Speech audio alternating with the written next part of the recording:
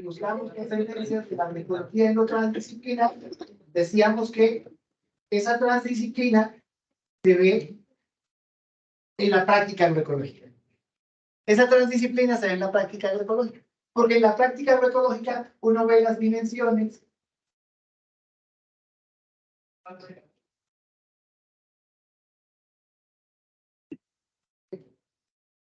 a tratar de avanzar para la tenemos que regresar.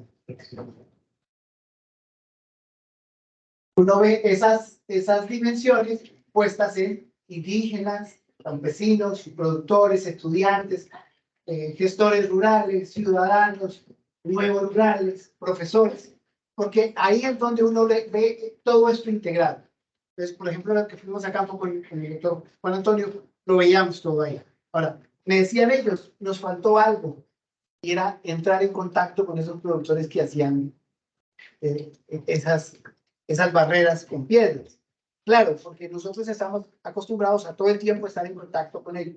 Y es ahí donde nosotros vemos nuestro original.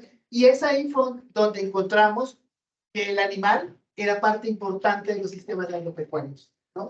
Era muy importante porque el animal trascendía muchas cosas, hasta en el ejercicio espiritual, y ahora se lo voy a contar.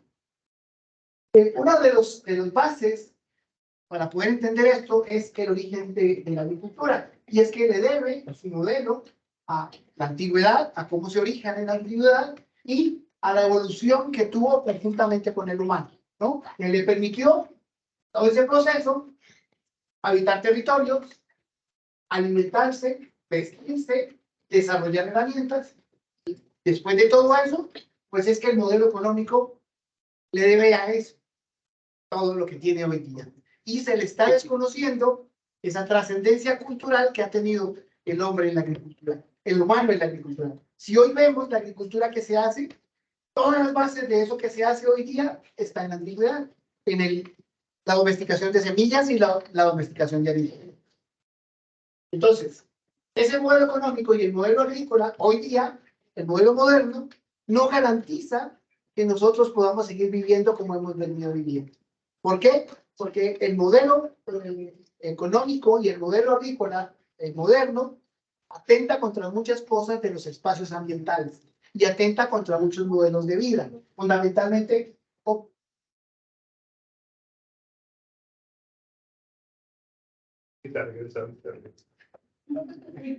¿Dónde fue? Bueno, fundamentalmente porque ha estandarizado un modelo de agricultura, simplificando los modelos socioculturales inmersos en el proceso. Simplificar los modelos socioculturales es desconocer que en cada territorio se hace de forma particular esa agricultura y esa producción agropecuaria. Entonces, homogenizan cultivos, estandarizan el uso de semillas, la pegan a paquetes tecnológicos, y eso afecta la fragilidad ecosistémica local y regional, hace un aporte importante en la pérdida de la biodiversidad funcional. Ya no hablo solamente de la agrobiodiversidad o de la diversidad biológica, sino es esa diversidad en función de qué, ¿no? Cuando hablan de redes ecológicas, como John Van der Meer, encuentra uno que la biodiversidad funcional es importante y el deterioro y la erosión de las variedades locales, que a su vez deteriora saberes tradicionales. Se erosionan a tal grado que se va perdiendo conforme se va descampesinizando el proceso rural. Y fuera de eso afecta el consumo de agua y bueno, todo lo que se da por contaminación, que los agroecólogos de por sí ya saben el uso de productos de síntesis química, cómo terminan erosionando suelo, contaminando aguas, etcétera, etcétera, ¿no? Y bueno, hoy día tan de moda la contaminación atmosférica. Y entonces, nosotros al ver ese producto como un bucle, al verlo desde el sistema complejo, siempre ha sido domesticación de plantas y animales, uso de semillas, diseño de herramientas, labrado de tierra, ocupación de territorios, y se sigue repitiendo. Y vuelve al principio. ¿sí? Y vuelve al principio. Pero esto, llevado a la industria, se vuelve muy nocivo, pero llevado al territorio, se vuelve muy benéfico, porque se hace conservación de semillas, razas locales, razas criollas, en el caso de los animales que se criollizaron en su territorio, como ganados bovinos, como porcinos, como gallinas. Y ahí es donde nosotros planteábamos esto de los ciclos. Entonces, recuperar tradiciones culturales y generar espacios ambientalmente sanos, donde nosotros decíamos que en la evolución histórica de campesinos, productores, indígenas, colonos, el animal era parte importante, ligado a su propia historia. ¿Por qué? Porque lo usa en el trabajo, lo usa en la producción, lo usa en las fuentes de ingreso y en otros actos que son fundamentales para la vida rural. Yo les hago un ejemplo a mis estudiantes y hoy se los cuento. Cuando el señor en la mañana tuvo su discurso, su pelea con su esposa, a la que le pone la queja es a la vaca mientras la ordeña. Le está ordeñando la vaca y se está diciendo, es que esa mujer es de muy mal genio, que hoy no sé qué, y es la vaca la que le recibe su queja. Entonces, hay un ejercicio espiritual que es muy difícil de medir, ¿no? Esa agroecología espiritual que nosotros la vemos y que algunos han querido escribir sobre ella, pero que es tan particular en cada región, ¿no? O por qué tiene un perro en una finca, porque el perro le entrega compañía, es otro ejercicio espiritual, ¿no? A pesar de que, por ejemplo, la vaca sabe que la va a explotar, o que la gallina luego va a terminar sacrificándola para comérsela, pero a las gallinas les pone nombres, por ejemplo, el hecho de nombrar las vacas o de reconocer las cabras por sus aptitudes, ¿no? Ahí hay una dimensión espiritual que nosotros no evaluamos. Bueno, y volviendo nuevamente a esto, están los objetivos, estos objetivos de los que hablaba Thierry y Clara en algunos tiempos, pero nosotros decidimos que los IPAs estaban ahí porque era un ejercicio muy técnico ligado al modelo de producción. Entonces estaban en la dimensión ecológica productiva. Y no lo decidimos porque fuéramos solamente Hugo, María Camila, que fue una estudiante que hizo una investigación con nosotros, y quien les habla, sino porque los productores nos lo indicaban. Es que el animal se vuelve el eje técnico de la agricultura que nosotros hacemos. ¿Sí? Y ya lo vamos a ver cómo. Entonces, la definición que salió inicialmente, que es una definición en construcción, además no puede ser fija porque se tiene que alimentar, decía que un SIPA es una producción integrada entre animales y cultivos, un aprovechamiento eficiente de los flujos de materia y energía de cada predio en favor de la dimensión ecológica productiva de la agroecología, donde intervienen fundamentalmente el humano, los animales, los cultivos y los recursos naturales. Y como en la agroecología aporta la coevolución social y natural, esto de lo que nos habla Richard Norgard, ¿no? Y siguiendo el eje del animal como articulador. ¿Por qué el animal es el articulador? Bueno, esta es la gráfica del CIPA, donde interactúa el conocimiento del humano, y nuevamente se convierte en un bucle, porque cuando yo interpreto esas interrelaciones que se dan del animal, cultivo, humano, recursos naturales, y lo llevo a documentación, lo documento, lo entiendo, y lo explico, estoy desarrollando conocimiento. Y cada que yo desarrollo conocimiento, estoy haciendo eso que el humano ha hecho a lo largo de toda su historia con la agricultura. Aprendo en un ejercicio simple que es la prueba de ensayo a cierto error. Y lo pongo al servicio. Es este gráfico. Entonces, nosotros, bueno, ya habíamos hablado de los espacios espirituales, ¿no? Y entonces, ¿en qué aporta? En que yo considere mis predios productivos como un sitio. En reducir la pérdida de la biodiversidad funcional, no solo a nivel micro, sino también a nivel macro, a buscar manejos integrados para implementar agroecosistemas resilientes, y eso me da a mí un cuadro de análisis donde pongo a participar ejercicios de restauración social, de conocimiento local, trabajos para la recuperación y la restauración ambiental, aportes a la mitigación del cambio climático, de tan boom hoy día, pero históricamente reconocido, y veo todo en el ejercicio territorial. Uno habla de la unidad territorial, y lo ve, por ejemplo, en el caso de lo que veíamos con la conservación de suelos, ahí cerca a la reserva de la biosfera, es cuando una comunidad lo hace de forma particular, los espacios ambientales territoriales van ganando eso que nosotros buscamos en la agroecología, una integralidad ecológica. ¿sí? Sin desconocer que tenemos que comer y vestirnos, sin desconocer que vivimos en un mundo con una moneda, con un ejercicio económico dinámico, sin desconocer que nosotros estamos en un proceso de un mundo globalizado, ¿no? Y entonces vemos el animal como eje articulador. Voy a tomar como ejemplo los bovinos. Entonces, ¿qué funciones tiene un bovino? Bueno, lo que me decía, yo no sé si Jaime me está escuchando, pero Jaime Morales alguna vez me dijo, defíname lo que es una vaca para usted. Entonces uno empieza a divagar y dice, es un bovino, es un rumiante. Me dijo, para mí son 20 kilos de mierda diaria o 20 kilos de estiércol. ¿Por qué? Porque dependiendo del peso del animal me entrega eso. Y si tengo 10, puedo llegar a tener 160, 170 kilos de estiércol diario para poner en función de que lo dejo en el campo, que el sol lo deteriore, o lo recolecto y lo convierto en bioles que se lo puedo regresar enriquecido al suelo. Entonces, esas funciones, empiezo a hacer yo un mapa de para qué me sirve ese animal. Material genético, carne, leche, piel, bioprotección, trabajo, huesos, estiércol. Y vuelvo al estiércol. Y si yo veo el ejemplo del estiércol, y lo considero de algunos animales, tengo algunos proporciones de materia orgánica, nitrógeno, fósforo, potasio, calcio, magnesio. Entonces lo dejo perder en el territorio o lo recupero, lo pongo en un biol y lo reingreso. Entonces ahí cuando yo hablo del uso eficiente de los flujos de materia y energía. ¿Sí? Y si eso lo llevo, por ejemplo, en el caso de algunas especies, en cantidades por kilogramo de peso, sé que tengo una consideración importante en volumen por peso. Ahora, este gráfico me da a mí 3 elementos fundamentales, donde el CIPA empieza a trabajar. Es decir, ¿por dónde arranco? ¿Qué me aporta un CIPA? Por cualquiera de estos, ¿no?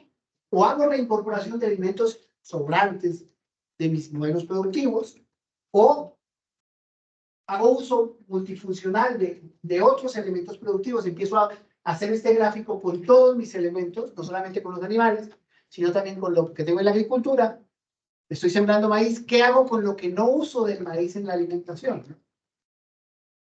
Alimentos animales, forrajes, fibras, ¿qué hago con eso que me está sobrando? Y hago el mismo dibujo, o considero que hay unos espacios naturales que me entregan a mí valores importantes. Tengo un bosque cercano y ese bosque me entrega una oferta de artrópodos que pueden llegar a ser control biológico, polinizadores, etc. Entonces esos tres elementos en los IPA son importantes.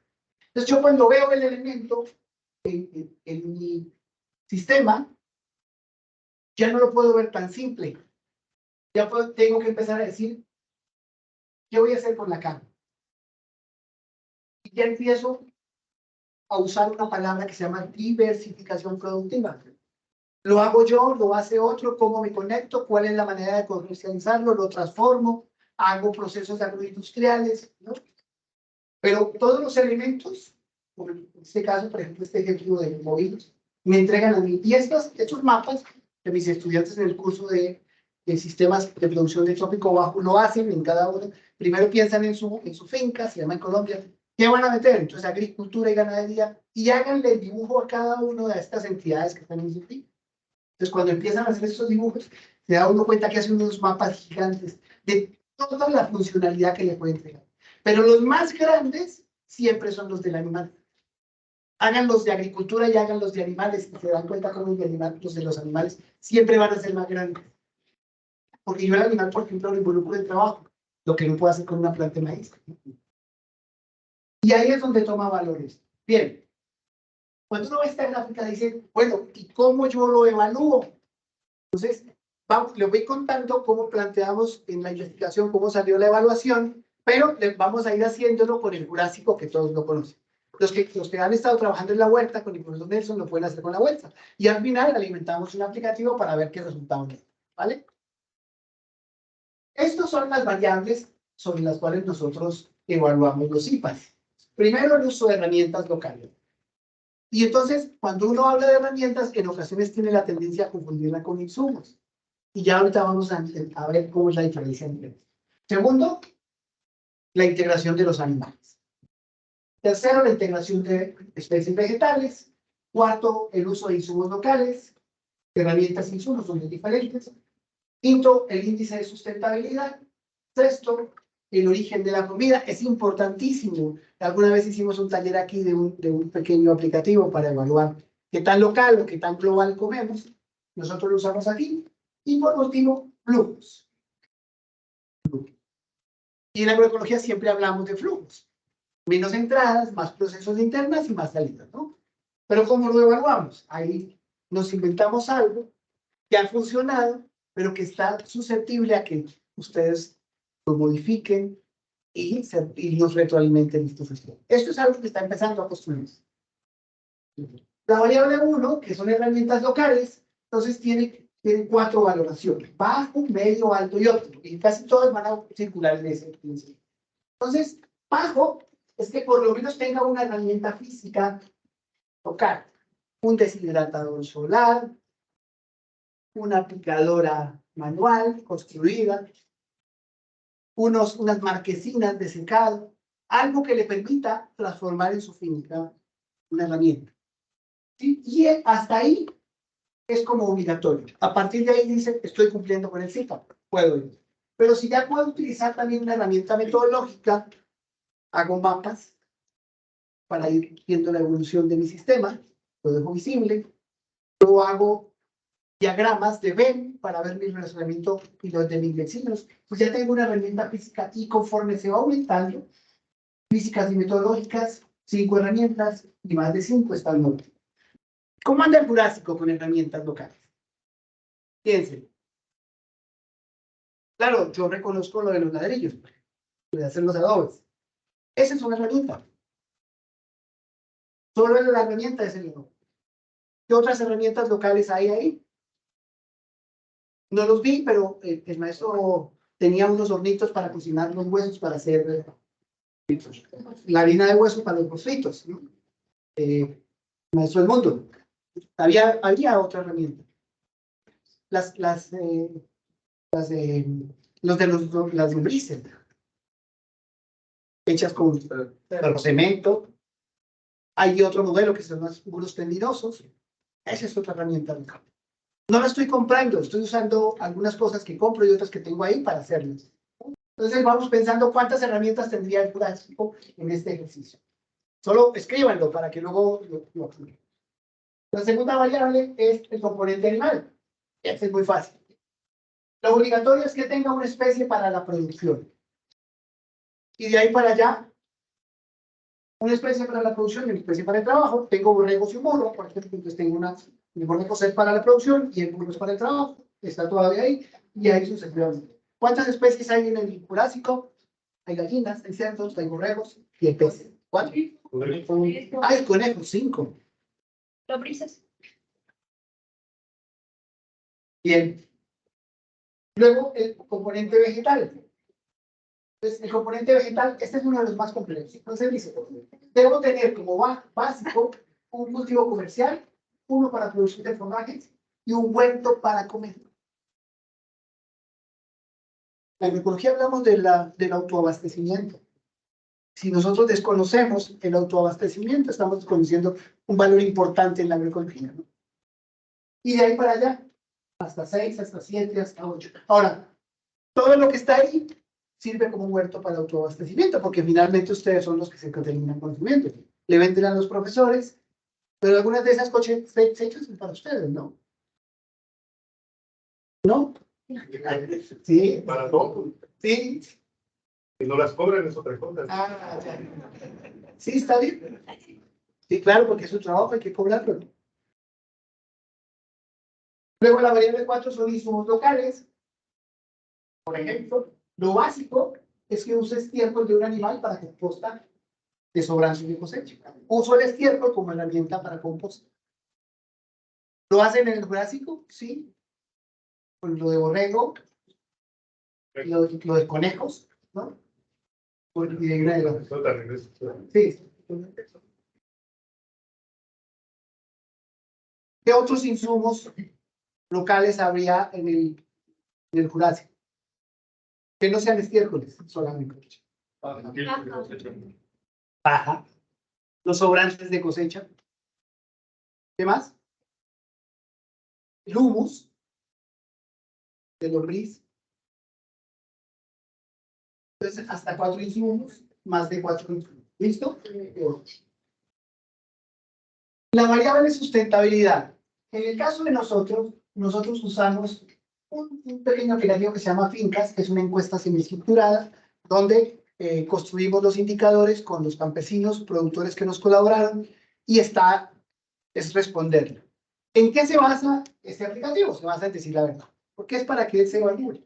¿Sí? Ahí está. Se sienta, responde una pregunta lógica de si lo hace o no lo hace, y luego valora que también lo hace. Y él le entrega unos resultados. Pueden utilizar MESILPA, que es otro modelo, pueden utilizar MESBIS. El objetivo es que el resultado lo ubiquen en cualquiera de estos 4 cajones. Bajo, medio, alto, óptimo.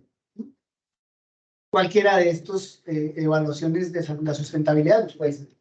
Y bueno, y en el ejercicio de la huella de la comida, pues este aplicativo está disponible, es muy fácil, se puede hacer de forma manual, y me dice a mí qué tan local o qué tan internacional como yo. Si mi comida de mi predio en un alto porcentaje yo lo consumo, pues estoy siendo óptimo. Si tengo que comprar toda mi comida, pues no tiene gracia, estoy por fuera del proceso. Y ese fue el otro ítem. Van a encontrar bibliografía en internet sin ningún problema de cómo se hace. Es muy simple, es muy simple.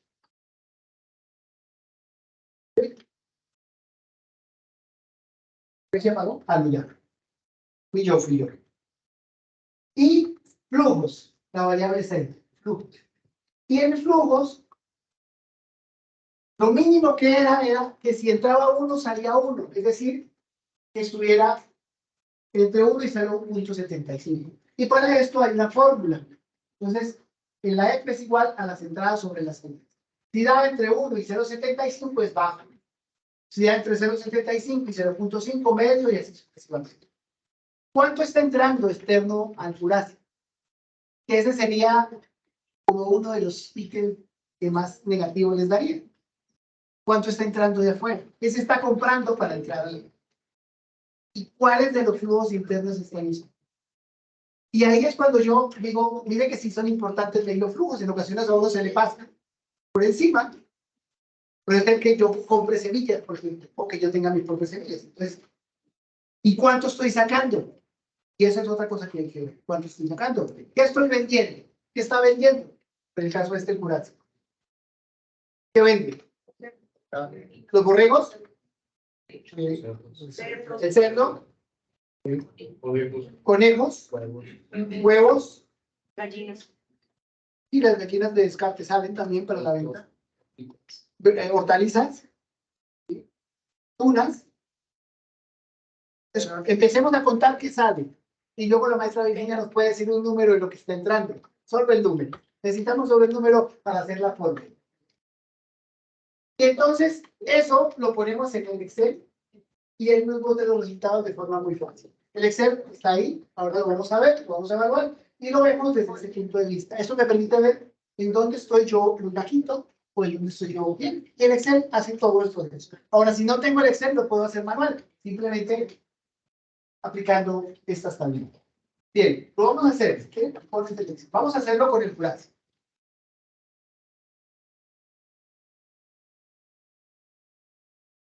Bien. Entonces, este es el Excel. Dele, por favor, clic en ingresar al evaluador. Listo, ahí ya lo tenemos. Lo tengo en blanco. Entonces, vamos a evaluar primero herramientas agroecológicas. ¿Cuántas herramientas agroecológicas contaron ustedes en el Jurásico? Y por encima. Hay más de 5. Más de 5. Ponle clic ahí a eso. Dale una X, por favor. Ya, gente. Listo. Componente animal. ¿Cuántos contamos? 6. Más de 5. Muy bien. Componente vegetal. ¿Cuántos tenemos entre forrajes, hortalizas, tunas, frutales? Bueno, en hortalizas hay N, ¿no? Entonces, ahí ¿sí? Tenemos de todo. Insumos internos. Los estiércoles, los sobrantes de cosecha, la lombricomposta. ¿Qué más? Sí, claro. Sí. 4. Los microorganismos, el agua cosechada, porque vieron las casetas que atrapan el agua, los tanques. 4, más de 5, más de 4, también estaría ahí. ¿Bien? Bueno, digamos que nuestra alimentación es local porque ahí hay comida. ¿Qué se necesitaría comprar ahí? Sal. Hay hortalizas, hay carnes, hay huevos. Ah, no tendríamos leche, ¿no? Tendríamos leche ni haríamos queso. Digamos que nuestra alimentación es local porque cuando uno tiene todo ese número de alimentos y solamente compra uno o dos, eso nos da local. Cuando uno aplica el IGDA, da local. Entonces, alimentación. Ah, me falta sustentabilidad. Bueno, nunca aplicamos. ¿Ustedes han aplicado MESBIS? ¿Alguna vez alguien ha hecho alguna investigación y ha aplicado MESBIS en Jurásico. el Jurásico? Y lo metemos. No. No vamos a ser tan generosos. Ponlo en alto. Ponlo en alto. Y en alimentación, ponlo en local. Sí. Ahora aquí es donde viene el tornillo que se va a apretar. ¿Cuántos productos están saliendo? ¿Cuántos contaron?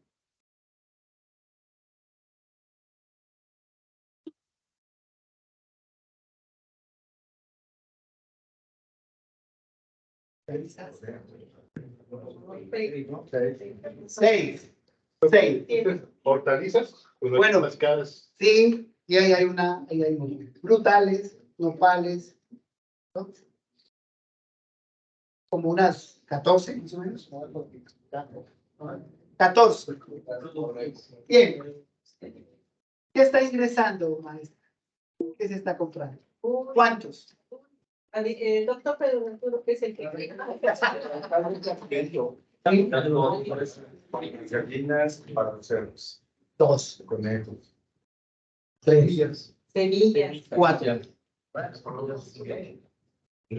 combustible, 5, pues, melaza, melaza, 6, 7, leche, hay pues muchos insumos, pues, para que compran 8, también forraje para comprar 9, Agua. Mano de obra. Parte. claro, agua, 10. Bueno, la mano de obra es local porque eso es de la familia, ¿no? Digamos que 12. Vamos en 12 más o menos. 12 dividido 14, ¿cuánto nos da?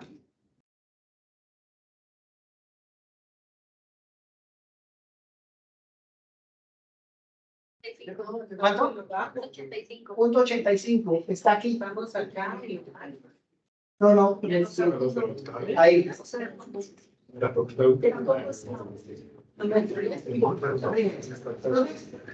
Cuando uno lo ve así con los colorcitos no se ve tan interesante. Pásate por favor a la que está ahí de arriba. Y ahí nos podemos dar cuenta que el punto crítico son los flujos, por ejemplo. Y es donde más se debe mejorar. Por ejemplo, hacer forrajes, alimentación animal por recurso local y reducir la compra de alimento externo. Y ahí puedo empezar a subir. Esta es una herramienta muy fácil, muy práctica de usar. Es muy simple. Y la teoría es todo un ejercicio de teoría agroecológica que ustedes van a ver. El libro está próximo a salir. Y lo interesante de esto es que lo puede usar cualquier persona. Es simple. Hemos buscado que sea lo más simple posible. De entender, de usar, de aplicar. Y cuando uno lo aplica en su predio, usando el ejercicio de yo me digo la verdad a mí mismo, no me engaño, pues yo sé dónde estoy. Y es un ejercicio mucho más juicioso de contar y de entender. Pues vamos a la música.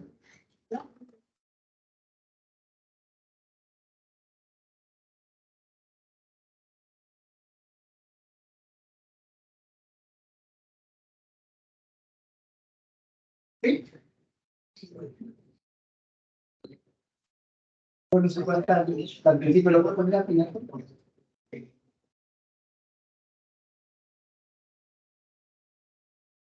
Y dejarlo ahí, sí está bien. Y bueno, en el Excel hay muchas cosas más. El Excel tiene la forma de cómo documentar cada una de estas cosas que les estoy diciendo. Se puede alimentar, lo podemos compartir.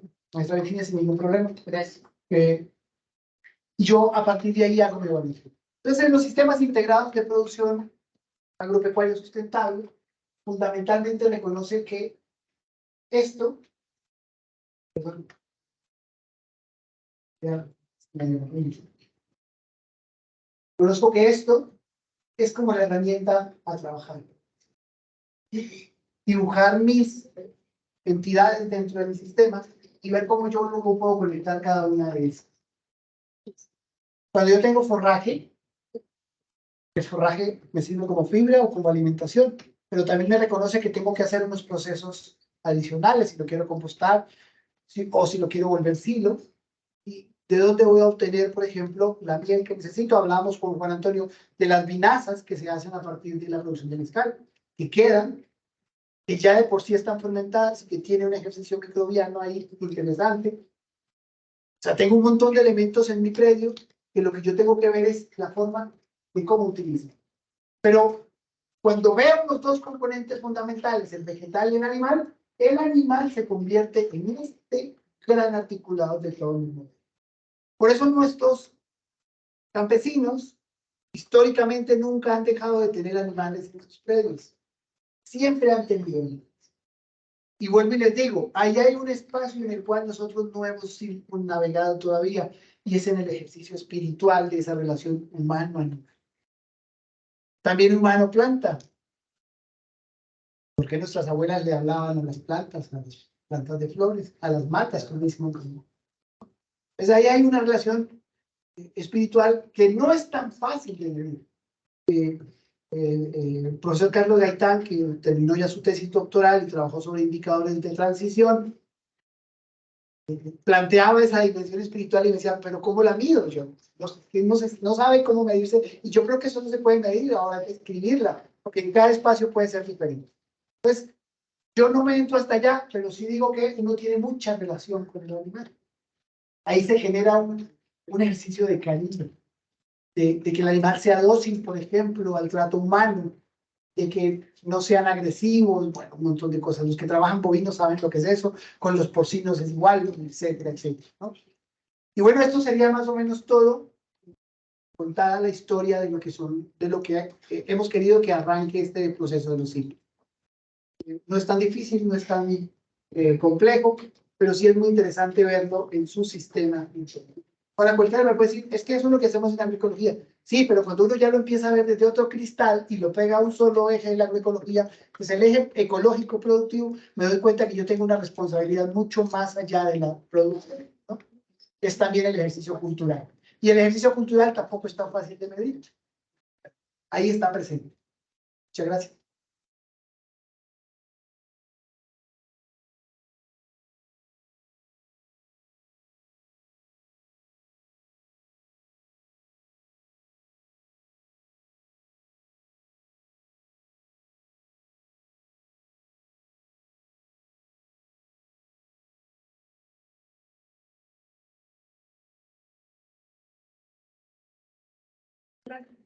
En lo que se van animando,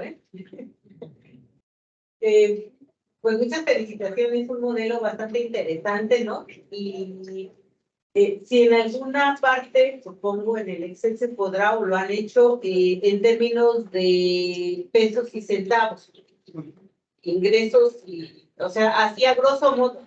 Sí. Porque eso también nos da uno de los criterios de sustentabilidad, porque podemos ver muchos intangibles, ¿no? Adicionales, como puede ser el papel del perro, ¿no? En términos de compañía, de cuidado, de pastoreo, de alarma, ¿no? Diríamos así como que eso está complicado de cómo se valora, ¿no? Pero lo que sí nos pesa mucho, ¿no? En las propuestas es la cuestión de los ingresos, ¿no? Y los egresos.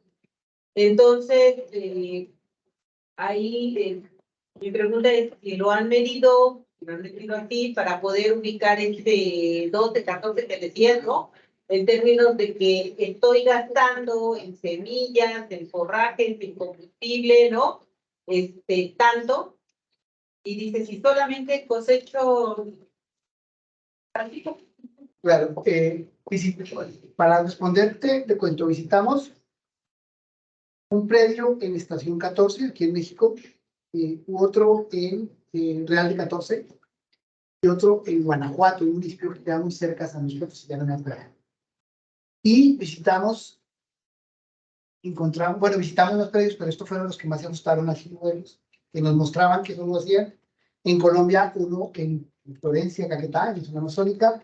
En Cundinamarca, 2 predios cerca de Vergara y Zupata. Y en Boyacá, 4 predios. Y lo más difícil de medir eran los ingresos económicos. Y era uno de los indicadores que teníamos para medir. ¿Por qué? Porque muchos productores no llevan todo. No llevan cuentas. Compran, producen y venden. Y al final dice perdí o gané, pero no tienen un registro real, no saben si realmente en qué porcentaje están gastando o gastando y ganando. Y de todos los predios, solo uno llevaba cuentas, que fue un predio lechero que visitamos en el municipio que les dije. Y él decía, mi dinero tenía un rancho de 300 veces, en producción tenía entre 370 y 360 en ordeño, con un recambio de 75, 80 más o menos llevaba de Holstein, pero lo que le dejaba ingreso a él no era la leche, era el estiércol que me cogía de todas sus vacas y lo convertía en fertiterra, líquido y sólido. Él decía, llegó el camión, el tráiler a recoger la leche, y toda esa leche no me da el ingreso que me está dando los abuelos. Entonces él decía, ahí es donde está la ganancia. Yo veía, tenía 20 y tantas hectáreas en soconostle y maíz y hacía silos, y le sobraba las dietas animales porque estaba produciendo su propio alimento ahí, le sobraba y vendía en las épocas de que no podía producir lo demás, le vendía a sus vecinos. Decía, mire, los ingresos están por fuera. De resto, ninguno de los socios le llevaba registros. Y entonces eso fue lo que nos dificultó, pero sí lo tenemos. Cuando hicimos el primer borrador del libro, queríamos escribir de la dificultad, pero fue difícil verlo, de la dificultad del registro de ingresos. Pero sí es importante, eso es algo en lo que hay que trabajar nosotros. Ahí lo tenemos. Yo creo, si no estoy mal, en el primer borrador que te envié, Juan Antonio, para que leyeras estaba, luego lo quitamos porque decidimos no meternos, porque ese es un campo de economía agrícola importantísimo a trabajar con todos los productores. Gracias, muy importante. Interesante la plática.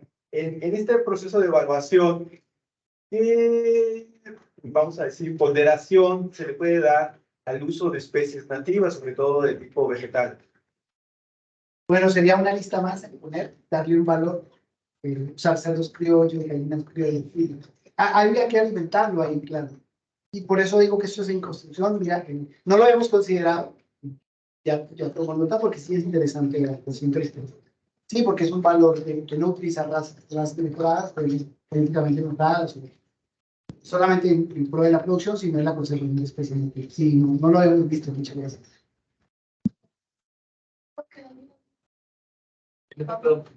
Fabián García Moya manda saludos y comenta que es muy interesante su metodología, así como su sistema para trabajar la sostenibilidad. Gracias, Fabián. Espero verlo mañana por acá. Chicos, chicas, maestros. No. ¿No?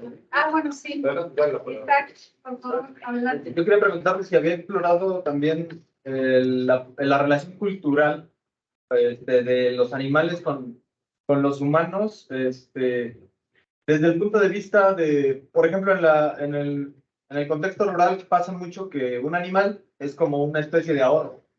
Y cuando se gradúa el niño de la primaria o cuando se casa alguien, lo matan y es una fiesta, ¿no? Eso también es un aspecto social que me parece de importancia. Y las expresiones artístico-culturales que hay en torno a esto, como los cantos de ordeño, ¿no? Por ejemplo, y las fiestas que hay cuando se castra a un animal, por ejemplo, etc.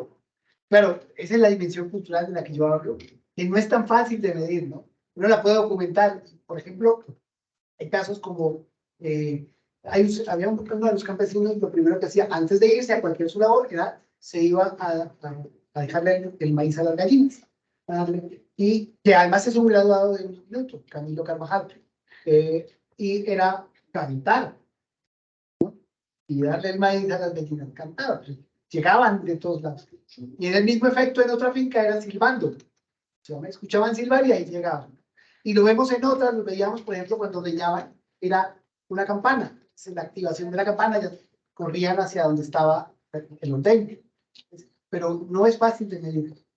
Se puede documentar como valores agregados, pero ¿cómo medimos ese ejercicio que hizo la niña? O el señor que, si el perro no lo acompañaba, no se iba. No se iba. El perro lo silbaba por todos lados, y si el perro no aparecía, la preocupación era, ¿y dónde está el perro? ¿Qué pasó con el perro? Porque era su compañía, finalmente, ¿no? Referente, digamos, que referente, digamos, a esos aspectos culturales, como que no hay un manual que diga como tienen que llamarlos de esta manera o tienen que implantarle esto, es como el agricultor adecuó su propio modelo, entonces es como muy variable. Él mismo adecua como sus métodos para poder, digamos, tener esa conexión con la parte pecuaria de su modelo. Sí, mira, un productor que visitamos en Boyacá, en el municipio de Boyacá, cuando fuimos estaba estrenando su ordeño mecánico, un ordeño de dos puntos. Y me decía, John, ya no vuelo a popó de vaca. Yo ordeñaba manual, todo el día duraba volviendo a popó de vaca. Ya no vuelo. Y hasta las vacas más rebeldes de ordeñar son las primeras que llegan. Entonces, el ejercicio tecnológico es otro elemento ahí, en el cual nosotros todavía no lo hemos medido, pero lo poníamos en herramientas, ¿no?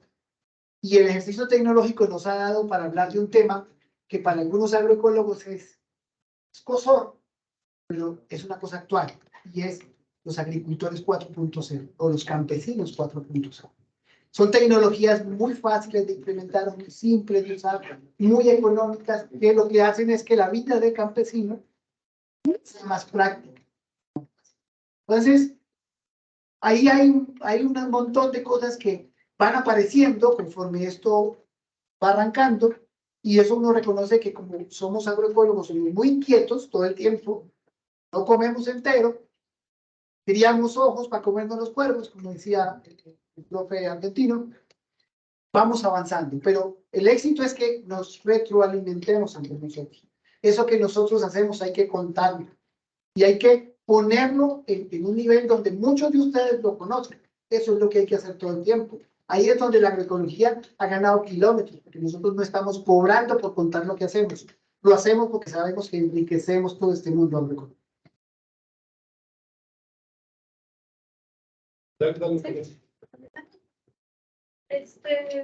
Muchas gracias. Y me surgió una pregunta en la parte de, pues esto de los animales, ¿no?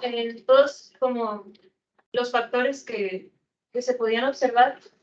No mencionaba o no se toma en cuenta, por ejemplo, la emisión de gases de efecto invernadero, porque pues, es muy diferente un productor pequeño, ¿no? Que tiene unas cuantas reses a, por ejemplo, el caso que dice de un productor de, ¿qué? 600.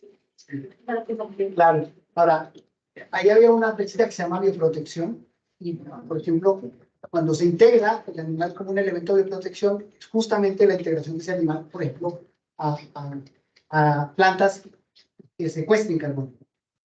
Plantas que secuestren carbono. En el caso de la finca de Guanajuato, tenía todo el bordel de su finca y cerca, tenía con árboles, ¿sí?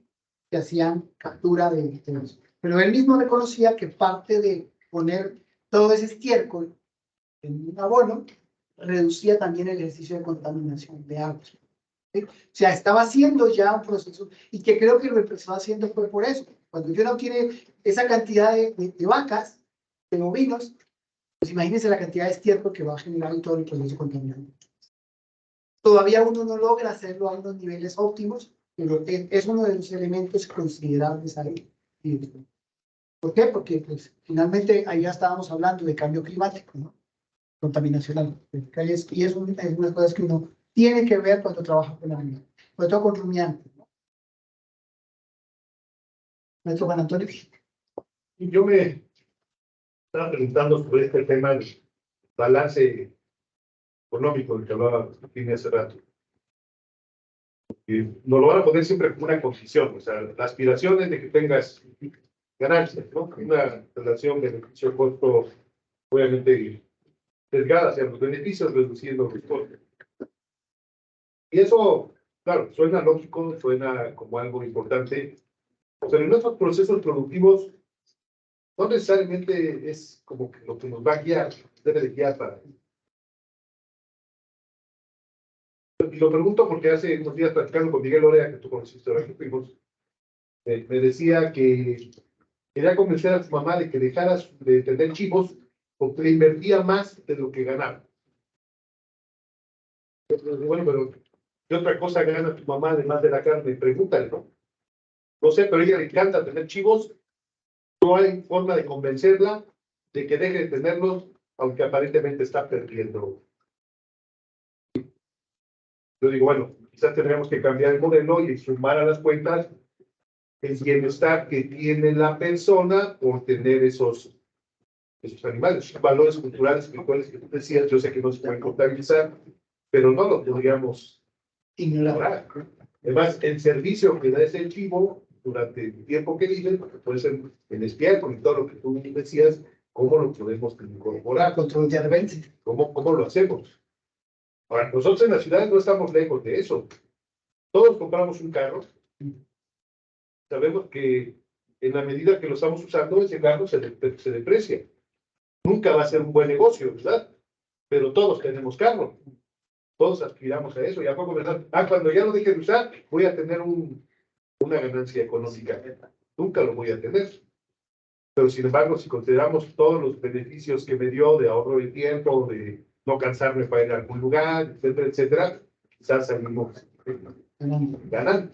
Entonces, yo lo planteo porque tenemos que cambiar, no sé qué opinas tú, pero tenemos que cambiar el esquema, ¿sí? Y pensar solo en términos de ganancias, pérdidas y beneficios y costos económicos podría ser sumamente dado para hacer toda esta valoración, ¿no?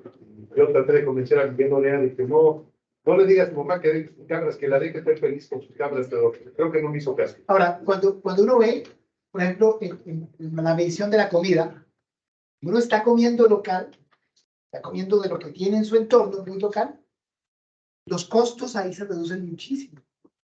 Y cuando uno evalúa sustentabilidad y pregunta sobre, por ejemplo, la dinámica económica, se da cuenta que cuando esos índices son altos es porque uno tiene sus costos muy bajos.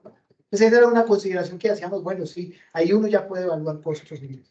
Es que tener su comida en su propio predio o una parte de su comida es tan importante como vender una parte de su comida en términos monetarios. Bueno, pues también ahí decíamos, bueno, dejémoslo ahí. Finalmente el trabajo con el doctor Hugo y con María Camila González, que ya es una graduada, que está en Colombia, fue muy bonito. Ella hizo una estancia aquí también, estuvo en San Luis, y pues nos arrojó esto. Ahora, esto es lo primero que hemos construido con respecto a CIPAS, y yo creo que esto va a seguir creciendo, y ahí es donde está la importancia. No va a ser el último momento en que vamos a hablar de esto, pero, por ejemplo, viene lo de las biofábricas ahorita, ¿no? Una biofábrica, todos los flujos que puede dinamizar, todo esto va creciendo. Y lo importante es que pues no se quede ahí, que ustedes lo alimenten, lo usen. Esto es de uso abierto, nos interesa muchísimo que lo usen. Que nos cuenten, ¿no? Como ha pasado con el aplicativo Fincas, que lo han usado estudiantes de la maestría. Ya vi una publicación aquí en México donde lo usaron, o lo de Huellas, que lo usó el maestro Edmundo con la comunidad indígena con la que trabajaba, y me mostraba los índices. Todos daban entre 0,6 y 0,7, es decir, alimentación local. Y eso es muy bonito, porque uno dice, por lo menos tengo una herramienta para evaluarlo, ¿sí? Y esa herramienta hay que ajustarle esto y esto, porque ahí es donde está la retroalimentación. ¿Alguien más? Sí, muy bien, pues que me parece una metodología muy interesante para abonar la conversación de comentar que como parte importante del programa de agroecología se da seguimiento a una actividad semestre por semestre. Entonces nosotros empezamos como primer acercamiento caracterizando, seguimos con los problemas de ciertas metodologías participativas y ya pues posteriormente a plantear alguna alternativa, ¿no? La comunidad en la que estamos trabajando en estos momentos está en el índice de capacismo en el Estado de Morelos, y pues tiene precisamente toda esta complejidad de alimentos humanos, animales, anfibios, aguas, pues a lo largo de lo que hemos venido trabajando nos hemos dado cuenta de lo difícil que es, ¿no? Tratar de ponerle parámetros para igualarlo. Entonces mi pregunta está enfocada a ¿cuál cree usted que son las limitaciones de esta metodología? Principalmente si pensamos como en si es suficientemente grande el método o alcanza a abarcar los diferentes aspectos económicos y sociales y pensamos principalmente para hacer una comparación entre opiniones. ¿Cree que es suficiente? Bueno, yo no sé si es suficiente o no, pero sería interesante que lo usaras. Úsalo y cuéntenos, o sea, alimentenos porque ahí es donde queremos verla. Nosotros la usamos y la hemos venido usando, los estudiantes lo usan en mi curso porque los pongo a que usen, bueno, fincas y GDA, ahorita van a empezar a usar TIPAS también, y evaluar cómo responden. Sería buenísimo, o sea, aquí queda el material, está la presentación, cuando salga el libro, bueno, queda una copia digital porque en el San Luis Potosí va a facilitar digital y nosotros en físico, y usen, o sea, realmente úsenlo. Me interesaría muchísimo que lo usaran y me contaran, porque por ejemplo la vez pasada que estuvimos aquí, en el 2019, al curso del profesor Fabián, les enseñé a usar el método FINTAS, el de evaluar sustentabilidad, y ya estaban terminando de evaluar con Mervis. Decían, si lo hubiéramos conocido antes, lo hubiéramos usado, pero pues ahí está, es un método también simple de usar, es una encuesta, ya los resultados, y lo ideal es que lo usen y lo modifiquemos, lo ajustemos, porque es práctico. Entonces, no sé qué tan grande o qué tan limitado puede ser, pero si lo usan, y si me tienes dudas, me escribes, bueno, ahorita con WhatsApp, me llaman, me mandan un mensaje, y van a quedar mis contactos sin ningún inconveniente. Claro, sería interesante. Yo no sé, ¿con quién lo están llevando? ¿Con qué maestro? Nelson, ¿sí? Sin ningún problema. Claro, que lo vean, hacen un par de ejercicios prácticos, quieren me localizan, lo hacemos virtual, y luego lo aplicas y evaluamos sin problema. Yo creo que sí, para eso estamos.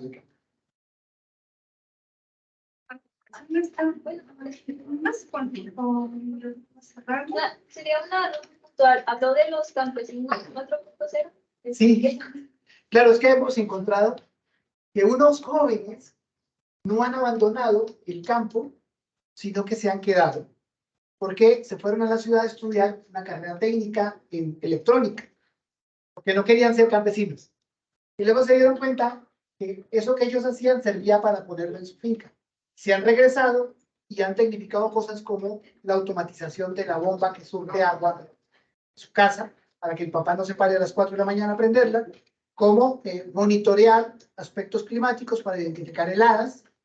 Y entonces esto de la crónica está surgiendo, lo han puesto en práctica haciendo dispositivos con Arduinos, que son muy económicos, utilizando Raspberries, que son unas computadoras muy prácticas, analizando datos, y se han regresado al campo a producir. Que se llama Campesinos 4.0, porque hemos empezado a trabajarlo con unos compañeros de Guanajuato, el doctor Rodríguez de Guanajuato, y es una idea que estamos como indagando, de jóvenes que estaban dispuestos a abandonar su predio, han regresado con la idea de quedarse en la actividad campesina produciendo, pero usando tecnología de este tipo. No tecnología de punta que cuesta mucho, sino tecnología que a partir de conocimientos básicos, energía solar fotovoltaica, servicio de la transformación de quesos, cosas como esta hemos encontrado. Entonces, ahí está la 4.0, pero entonces visto desde el modelo campesino, entonces campesinos 4.0. Es una cosa nueva, rara, que ha surgido, como cosas que me gustan a mí, meterme en estos cuentos raros, como ser agroecólogo, no mentiras, pero son interesantes. Ahora, si ustedes lo identifican y lo pueden documentar, ideal. Entonces me dicen, yo, mira, encontramos un joven que es ingeniero de datos o ingeniero de sistemas y que está haciendo Big Data con la producción de su máquina. Y eso es agricultura 4.0, pero como no nos gusta el término de agricultura 4.0, por lo que significa, entonces decimos campesinos 4.0.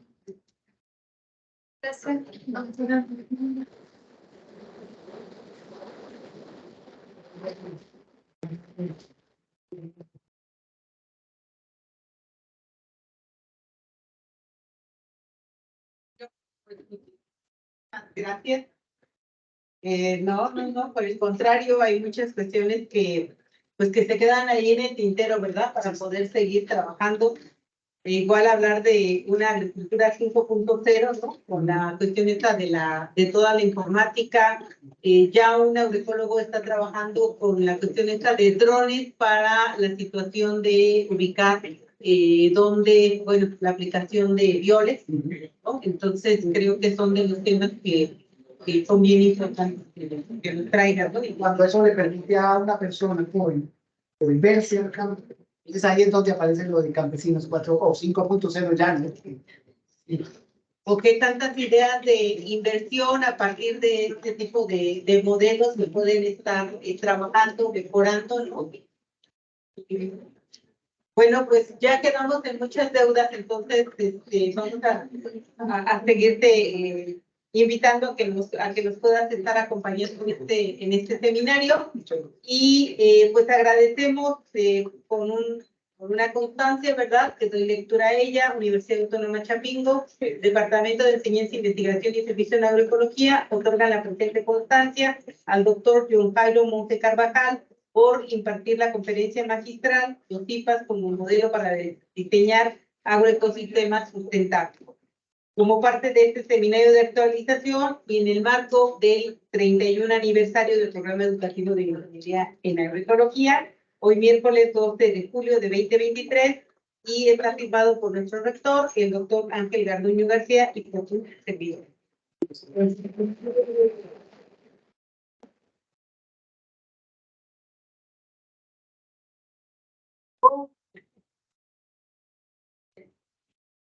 Tengo gorra ya, ¿verdad?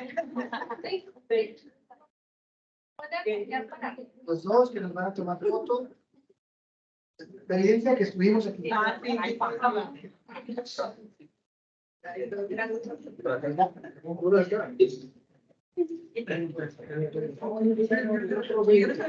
Con todos. Además de esto, están cordialmente invitados. Mañana hacemos una ceremonia de cierre de cursos de los que terminan el último año. Todos